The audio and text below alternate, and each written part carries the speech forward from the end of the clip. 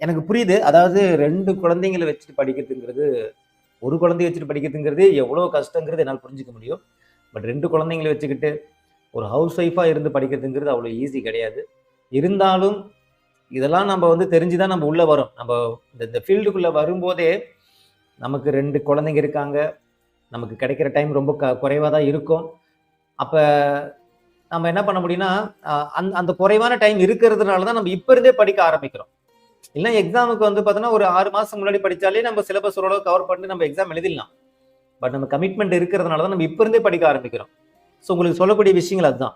நீங்க மெதுவா கொஞ்சம் கொஞ்சமா படிச்சுட்டே வாங்க. ஒரு 1/2 அன் ஹவர் டைம் கிடைச்சா படிங்க. 1 ஹவர் டைம் கிடைச்சாலும் படிங்க. ஒரு 10 நிமிஷம் டைம் கிடைச்சாலும் படிங்க. உங்களுக்கு கன்டினியூஸா தொடர்ந்து 5 மணி நேரம், 6 மணி நேரம் டைம் கிடைச்சா தான் நான் படிப்பேன் அப்படிங்கிற மாரி இருக்காதீங்க. ஏன்னா ஹவுஸ் ஒய்ஃப்க்கு உண்டான சிச்சுவேஷன்ங்கிறது அதுதான்.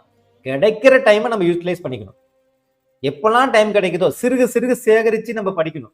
அதான் ரொம்ப முக்கியம். ஒரு பாடத்த எடுத்துட்டா, அந்த ஒரு பாடத்த முடிக்கிறதுக்கு நம்ம 1 நாள் ஆகலாம், 3 நாள் ஆகலாம், 4 நாள் கூட ஆகலாம். ஏன்னா நமக்கு டைம் எப்ப ஃப்ரீயா இருக்குன்னு நமக்கே தெரியாது. அன்னைக்கு அன்னைக்கு நாள் முடிஞ்சா தான் நமக்கே தெரியும். நாளைக்கு எனக்கு இவ்வளவு நேரம் டைம் ஃப்ரீயா இருக்கும் அப்படிலாம் நம்ம அக்யூரேட்டா ஹவுஸ் ஒய்ஃப்னால சொல்ல முடியாது. அப்ப கிடைக்கிற டைம் 10 நிமிஷமோ, 1/4 மணி நேரமோ, 20 மினிட்ஸோ சிறுக சிறுக நீங்க வந்து படிக்கணும். ஸோ அத இப்ப இருந்தே படிக்க ஆரம்பிங்க. இந்த மந்த்ல இருந்தே கொஞ்சம் கொஞ்சமா படிக்க ஆரம்பிங்க.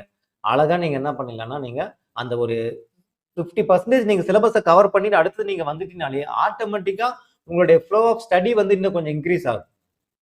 அது இனிஷியலா இருக்கும்போது கொஞ்சம் கஷ்டமா தான் இருக்கும். அத தாண்டி வரணும். அந்த 50% ஆஃப் ஸ்டடீஸ் வந்து தாண்டி வரணும். அப்படி வந்துட்டீங்க அப்படின்னா, அழகா மத்தது எல்லாமே நீங்க கவர் பண்ணிடுவீங்க. சரிங்களா?